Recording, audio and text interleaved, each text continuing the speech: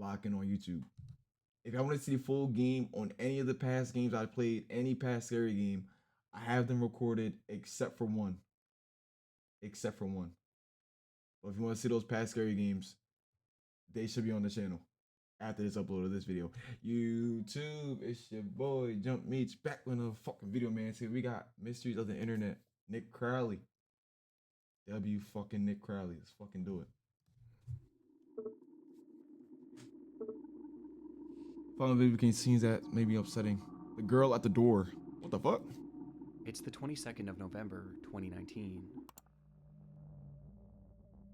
A Ring doorbell begins recording as a young girl approaches a home in the Harriet Creek Ranch neighborhood of Texas.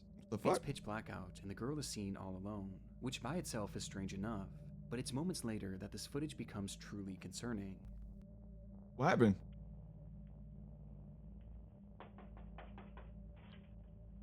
Help, please. What the fuck?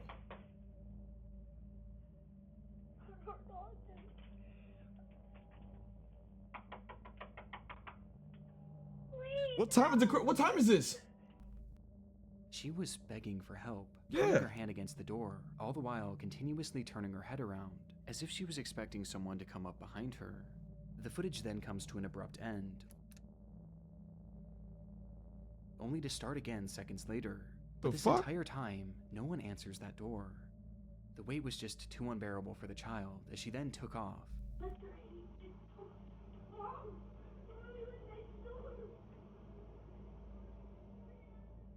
Yelling incoherently in the street before running out of view of the camera.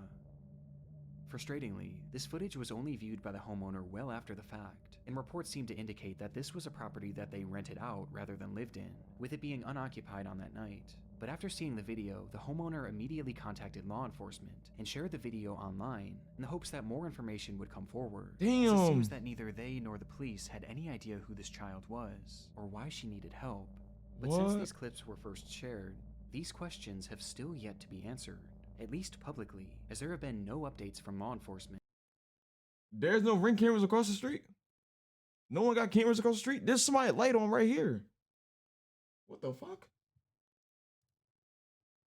Like, what the fuck? Hold on. Fix the stretch shit. Fix this shit. Bro, there was no... Along with this, there have been no accounts from neighbors There's no cameras like across the street? What the fuck? Yo. about the incident or any footage from other homes in the neighborhood, perhaps implying that this was her one and only stop of the night. What? It's like after this footage, this girl dropped off the face of the earth, with this entire situation being a mystery to this day, leaving us with only theories.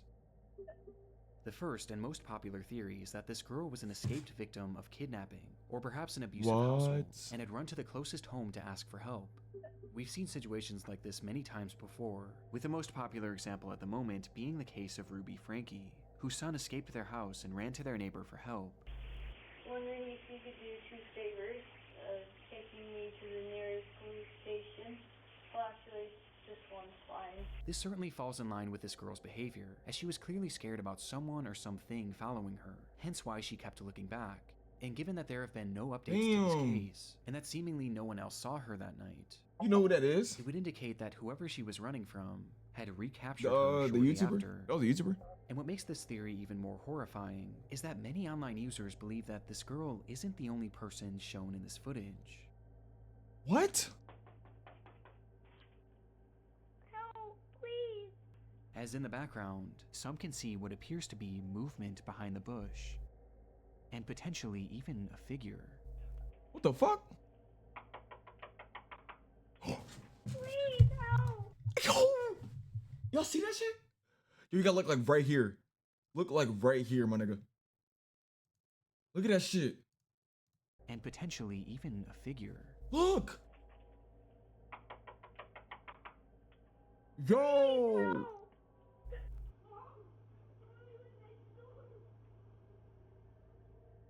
Yo! This just so happens to be the direction that this girl is looking in every time she turns back, almost like she knew someone was hiding there. Which brings us to our second theory.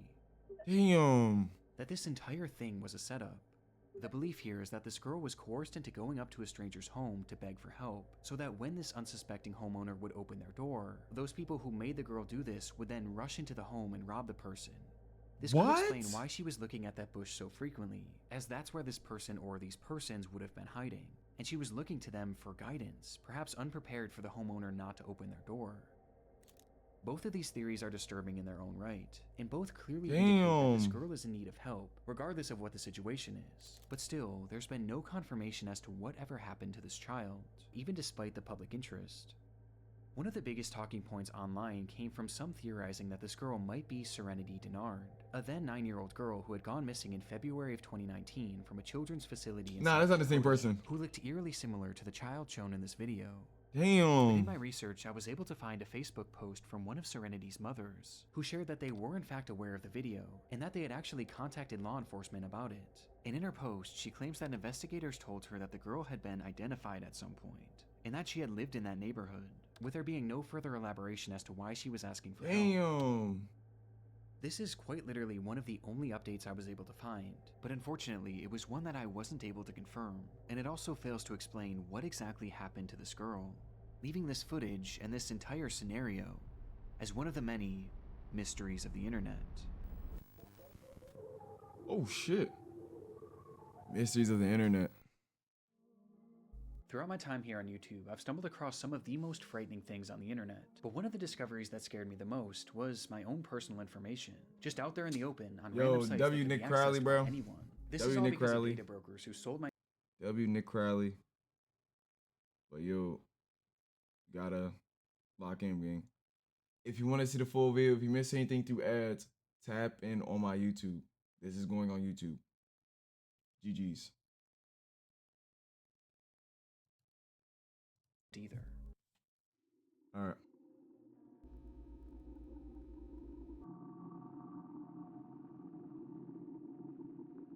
It started with a police Amsterdam. chase. An officer parked alongside a highway in North Amsterdam had witnessed a black Mercedes speeding down the road and was now desperately trying to keep up with it. What the fuck? But the effort was to no avail, as the Mercedes would soon disappear from the officer's view. And when it would come back into view minutes later, it wasn't moving. It was instead left abandoned on the side of the road, the driver's side door hanging wide open, and the driver himself being nowhere to be seen, leaving that officer alone with the suspect's car, but no suspect. However, the vehicle hadn't been left entirely empty, as in the driver's rush to flee the scene, he had accidentally left his cell phone behind, and so the contents of his phone would be searched, which quickly led to the discovery of this driver's identity. But for investigators, there was a far more pressing finding on that device. A finding in the form of a minute-long video stored on the man's camera roll that indicated that this driver may have been involved in a crime far worse than just speeding. What?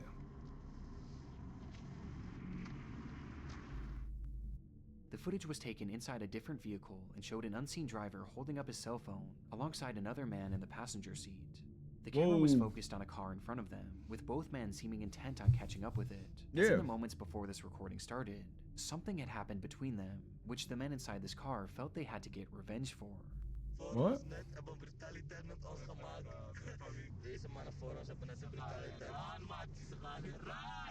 They referred to this unseen incident as an act of brutality by a group of men in this other vehicle. Whoa. And by the looks of it, it's likely that this car had simply cut them off, as there was a freshly closed lane in the stretch of road at the time, which created an unexpected merge. And this is most likely what this group inside this separate car thought too, as they were showing no signs of road rage, and were instead just casually driving with the flow of traffic. However, it's clear that the men behind the camera felt differently, as in their minds, what this other driver had done to them was so awful that it was worthy of only one punishment. What'd they do? So says we're going to have to shoot their car? No way he's letting it blow. He ain't gonna shoot through the window. He's not gonna block us because we're going to get them. What'd they do? He ain't gonna shoot through the windshield. And so, this duo inched their vehicle closer and closer to this anonymous car, while continuing their rambling about this act of brutality. And when they finally positioned themselves next to the vehicle... No way.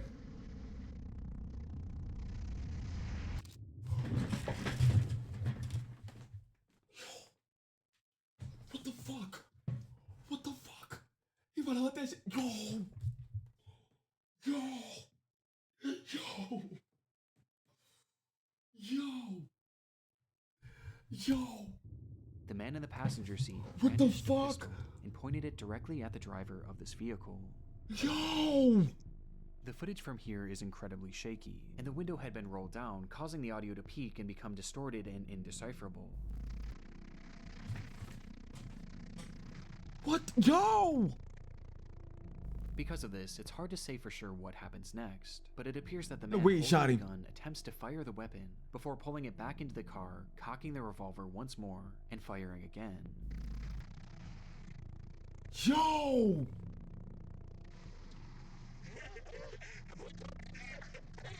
And then these niggas laughing. Yo, these niggas are fucking demons. These niggas, yo, the niggas in the car right here, niggas in this car right here are fucking demons. These niggas are demons, nigga. What the fuck? Yo, these niggas wild. These niggas on a whole nother level, gang. I'm not even gonna lie, they got that shit. They got that shit. These niggas different, Which both yeah, bro. men erupt with laughter. These and niggas wild. Look at celebrate this. Yep, before exactly. the recording stops.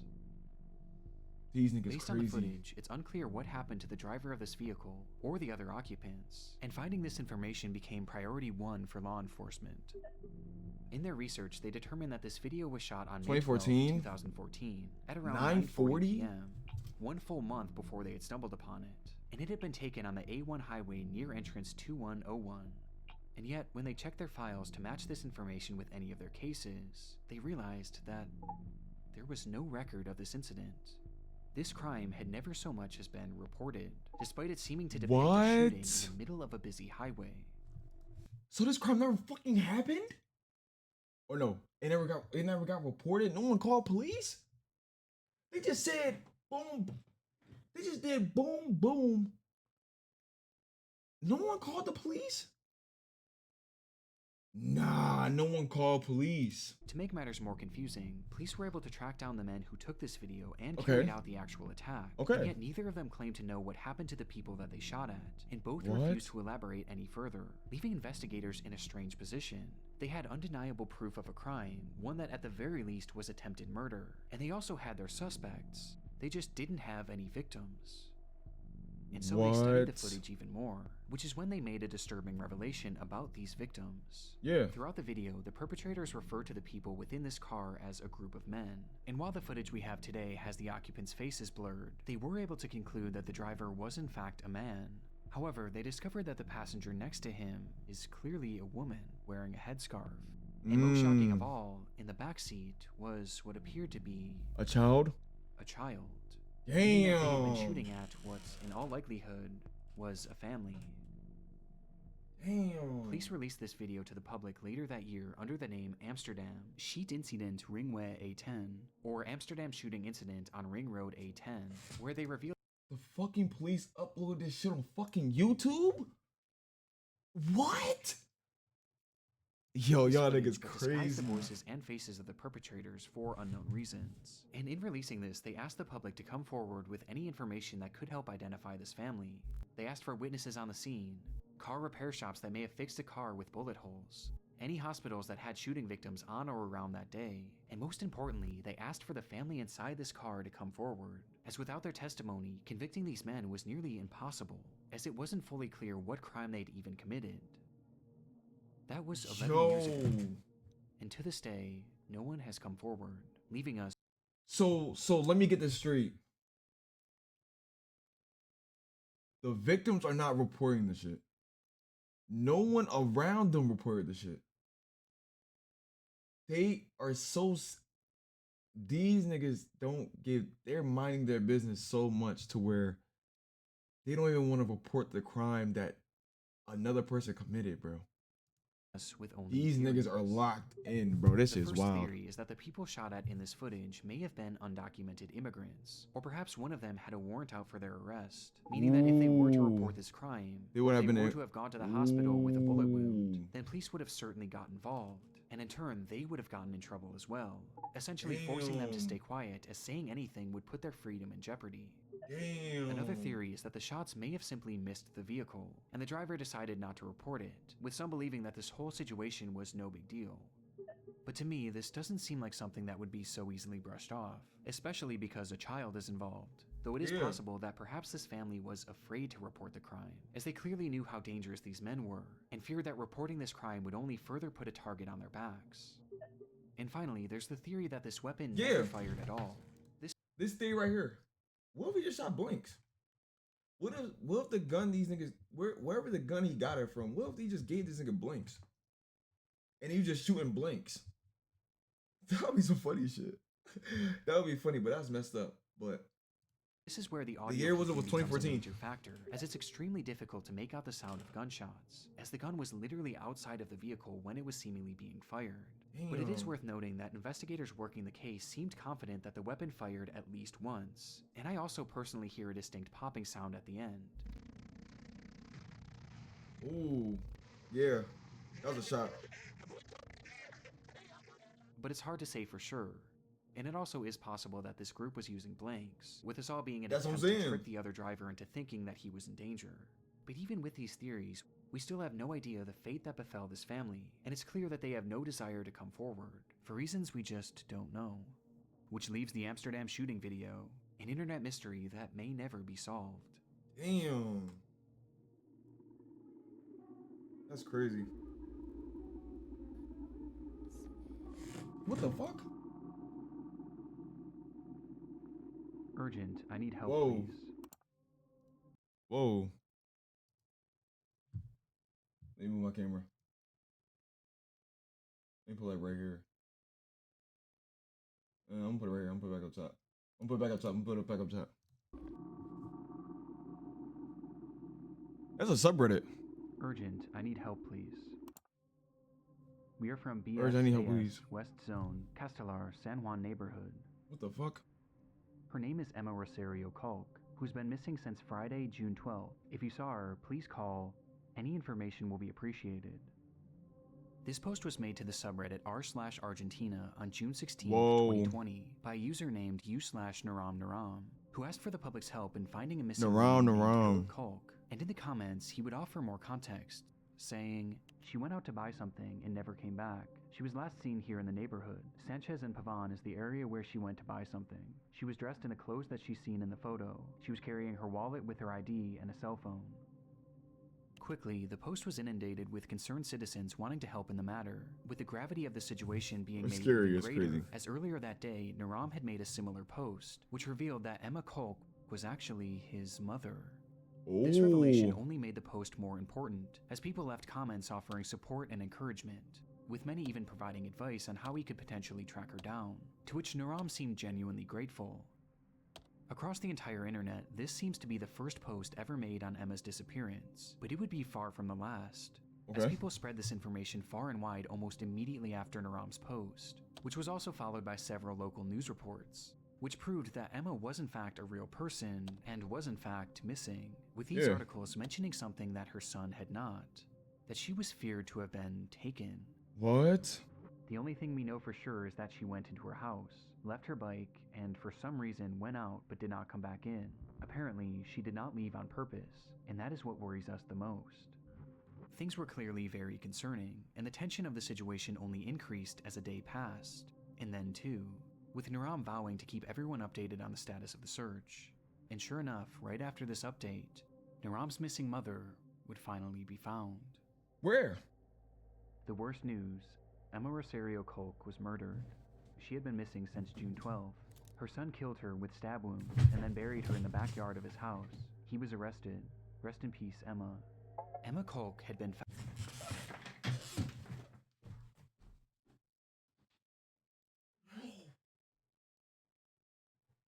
What? What? Yo, what the fuck? Damn, how many times I gotta move my camera? What the fuck? You make a subreddit? You kill your... You ended your mom and then put a Reddit post? Oh, you crazy. Found dead, murdered and buried in her own backyard, with the perpetrator allegedly being her own son, Daniel Culk, who had confessed to stabbing her once in the chest and then twice in the head before burying her body in the backyard, with a motive never being given. The ending to Emma's search was You make a Reddit about this, but though? perhaps the most shocking part was the revelation that she was killed by her own son, 20-year-old Daniel Kalk, which immediately called into Damn. question Naram's Reddit post, as he had claimed to be Emma's son, leading many to wonder, was Naram the killer? And so, desperate for clarification, someone commented, "By any chance, are you 20 years old?" To which Naram actually responded, writing simply, 25. before eventually leaving the following explanation. Apparently, it was What? my brother. That's what the police said when they declared the crime. This would mean that when Naram had been making these pleas to find his mother, in reality, not only was she already dead, but she had been killed by his own brother and buried in Damn. their backyard. It's one of the most chilling things I've ever come across on Reddit, but the intrigue of this case doesn't exactly end here, as there was something about Naram's story that wasn't quite adding up. Wait, what? Just days before the disappearance of his mother, he Yeah. left a comment on an unrelated post saying, "When I was 8 years old, I wanted to ride a bicycle without hands, according to me because it was easy. I was on the street, dirt, and I let go of the handlebars. And here I am at 19 years old, with the handlebars marked on my abdomen." Wait. And here I am at 19 years old, with the handlebars marked on my abdomen. Wait. Let's do some math real quick. He said he was 25. 25, and he commented this shit 5 years ago. 19. Now hold on. What's 19 plus 5? 24. 24. Now wait, it could be his birthday the same year, but okay. Let's continue. In his own words, Naram wasn't 25, but instead 19 years old, and potentially 20 years old by the time his mother was found, which put him at the exact age range as Daniel Kalk. What? This prompted a wave of speculation and confusion and spawned the enduring mystery. Oh shit. Who exactly is Naram?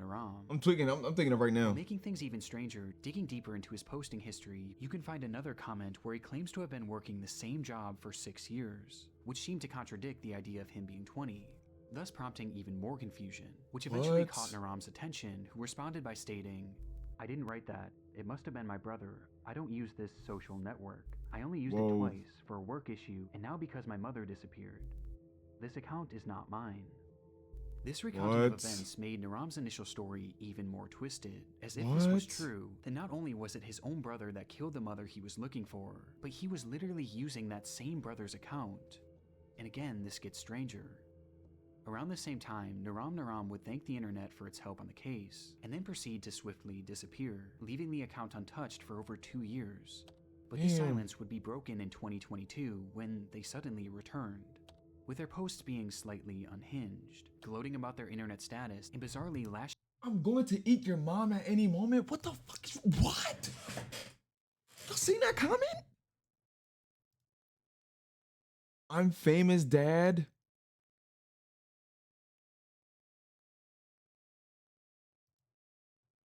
and then proceed to What the swiftly fuck? disappear, leaving the account untouched for over 2 years. But this silence would be broken in 2022 when they suddenly returned, with their I'm going to eat your mom at any moment. Yo. Come on, bro. Come on, bro. Come on, bro. Yo, what the fuck? Yo, there's no fucking way, bro. I'm going to eat your mom. Yo, this is fucked up. posts being slightly unhinged, gloating about their internet I'm worried that you're such an idiot that instead of asking you accept everything Joe says, a poor wretch who lies to get views. But I'm more worried that you think I appeared after a year when what you said was more than 2 years ago.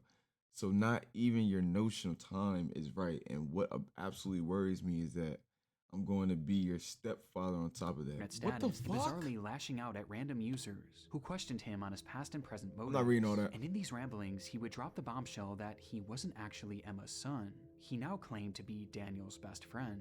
What? Writing that he allowed Daniel to make the post on his account to spread the news about his mother's disappearance, which he What? was completely unaware that Daniel himself had caused.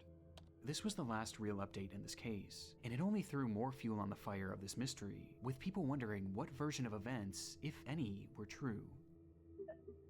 When I hear about this case today, many seem to believe that the entire time, Naram was actually Daniel Kolk, and he had made this post to make it seem like he was searching for his mother, and perhaps to even use any given advice to help conceal what he did. As remember, many were offering suggestions on how to find her, which Daniel in turn could have used to essentially do the exact opposite, to help make sure that she was never found. This is tricky because the account posted briefly after Daniel was supposedly arrested. However, the status of this case is entirely unknown to this day, as there have been no updates as to whether or not Daniel was actually charged, with some choosing to believe that this was him the entire time, and perhaps he was even held in prison for a few years before being released, thus explaining his 2-year absence. I had to move the camera like 3 times. Another theory is that Naram was initially telling the truth, and that he was Daniel's brother, and that he was simply using the account to spread word of his mother's disappearance, before eventually abandoning it. But wait, how? If you just said that was a brother's best friend. Bro, it had to be 31. It had to be 31. There's no fucking way, because there's no fucking way you're going to say, oh yeah, I'm his brother, and all of a sudden out of nowhere, you saying you're their brother's best friend? What? Which one is it? Come on, bro, lock him up, keep him in the jail, perhaps bro. the most recent posting on this account was because it may have been hacked, which would explain the massive tone shift. Whoa. Or maybe it's the most recent version of events that's the right one, and that this is actually Daniel's best friend. What? Why initially lie? And how do you explain the apparent inconsistencies in his age that are found throughout his posts? What? This entire internet mystery is one of the messiest I've ever come across, and nothing seems to make any sense, with the most inexplicable part being the very real murder at its core. A mother who was killed by her own son for no apparent reason. And given the lack of updates, it's hard to know if justice was ever served. R.I.P. R.I.P. They don't deserve that. Angeline Pete's final Facebook post. For Angeline Pete's family to report her as missing. She had a long history of leaving home for extended periods of time, running off to join the circus and hitchhiking rides all across the Vancouver area, before eventually returning home to her normal life. But this time it felt different. None of her friends or family had heard from her since May of 2011, and it was now nearing the end of summer. This was especially odd considering that Angeline was known to be constantly texting, as well as updating her Facebook profile, with that profile now sitting completely dormant. But within that page filled with your typical selfies and normal life updates, there was one post that stood out, the final post she ever made. What the fuck? This photo was posted without context on May 20th, 2011, a day that just so happened to be the very last time that the vast majority of Angeline's friends and family members had heard from her. And when looking into the context of this image, her disappearance only becomes more concerning. That night, Angeline had been drinking with her fiancé Robert Calden in downtown Vancouver, and while the two were waiting to catch a ferry back home, something had sparked an argument, which eventually led to a full-on physical altercation. This fight caused such a stir that eventually police would arrive on the scene, where they noted that Angeline's lip had been busted, leading to them placing Robert under arrest. Though in the end, no charges would ever be filed, as Angeline refused to give officers a statement and instead insisted on just going home, which led to the whole thing seemingly being dropped. It was directly after this that Angeline would post this photo to her Facebook account without any sort of context, before proceeding to disappear into thin air. Her motivation for doing this isn't 100% known, but one could assume that she was trying to make a record of this attack, perhaps in case something were to happen to her. The timing of this is more than a little suspicious, and paints a horrifying picture of the potential fate of Angeline. Damn! That she had been murdered by Robert Calden as a result of their fight on the 20th of May. Oh, they fought? Case that seems as straightforward as it is disturbing, but that's only on the surface, as there was another factor at play here. As when the police stopped this couple from fighting on that fateful night, Robert wasn't the only one facing jail time. What you mean? Angeline was no stranger to abuse. She had a long history of it herself, with her ex-boyfriend claiming to have suffered dozens of black eyes throughout their relationship, which had ended years prior. This violent behavior often stemmed from her trouble with alcohol, and Robert was clearly— Damn, bro. She was putting hands on you like that, gang?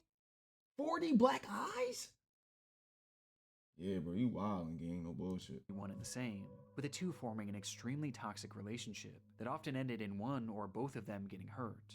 It was all too normalized for the pair, which was highlighted by one of Angeline's final texts, where she wrote, Gee, my lip hurts. I hate him so much that I love him.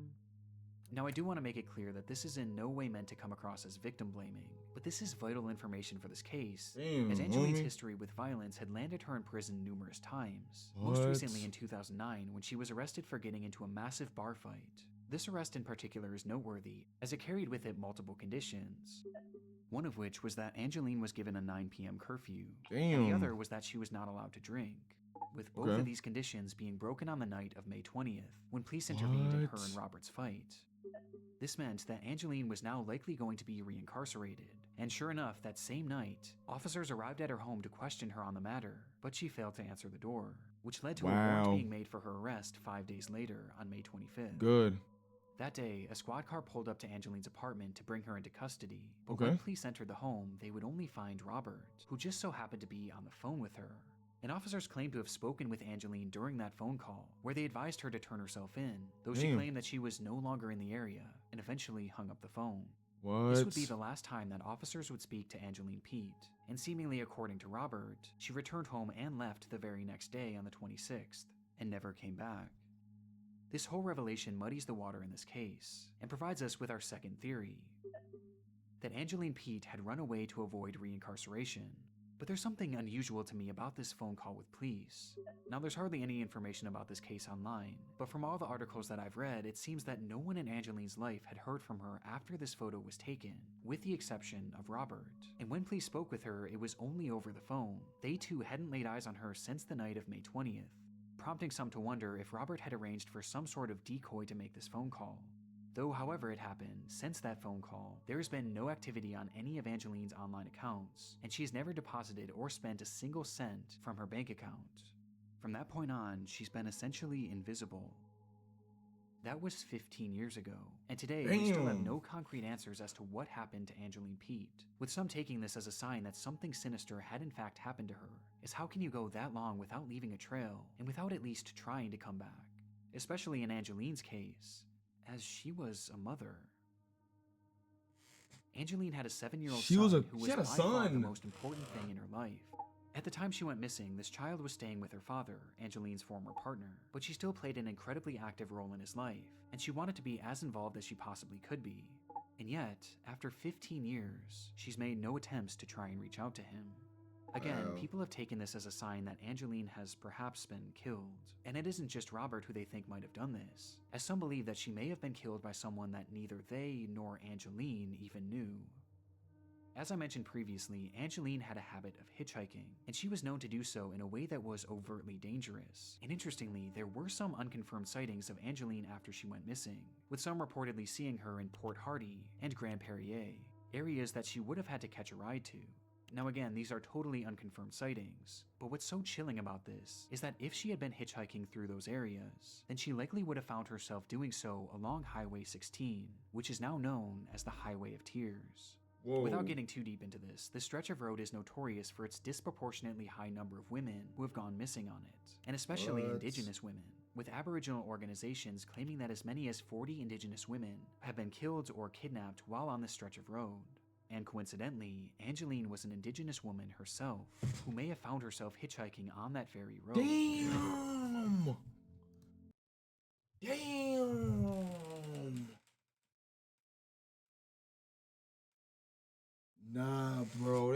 They took her, bro. GG's, bro. Angeline's RIP. disappearance is one of those cases that you can convince yourself that every theory is right. But as of right now, there's just no way to know what truly happened to her. And while this is an internet mystery for us, for Angeline's family, this couldn't be more real. Many of them are suspicious about Robert and believe that police didn't do a good enough job investigating him, as he was never even considered a suspect. But they also hold on hope that Angeline is still alive and out there somewhere, and they'll often hold events and vigils to keep her name in the spotlight, and to assure she knows that she can always come back home. And it's this hope that has fueled her son since she disappeared, as all throughout his childhood he played hockey as a way of helping to find her, with one family member saying, "That's why he wants to play hockey. So if he gets famous, his mom will find him." Ooh, that NHL bag. You have information on the whereabouts on Angeline? Oh shit. She's still missing to this day. It's crazy. Damn. Oh yeah. These people are still missing, bro. GG's on them, bro.